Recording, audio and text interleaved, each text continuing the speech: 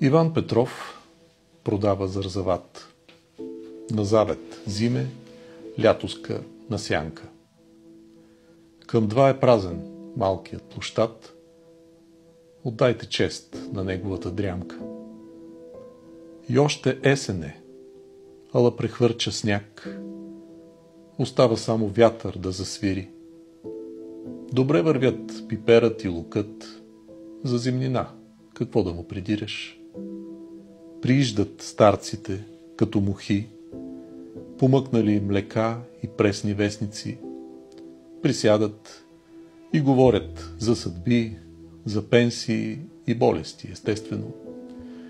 Иван Петров ги слуша и върви по хребета на младостта си боса към спомена за някаква любов през лятото на 68-ма.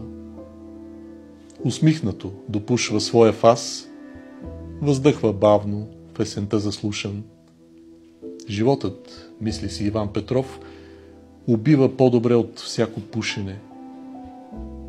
Примъква вкъщи някакво въже, ракия с мед в джезвето си припича, а после пие, докато заспи.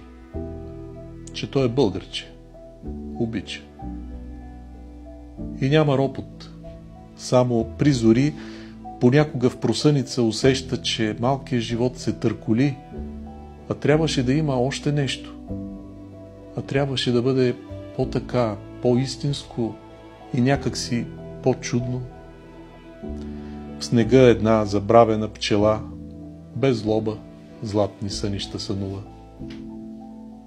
Иван Петров се буди от студа. Треперят некролози по доварите. Купете си от него зарзават, че утре може да не го заварите.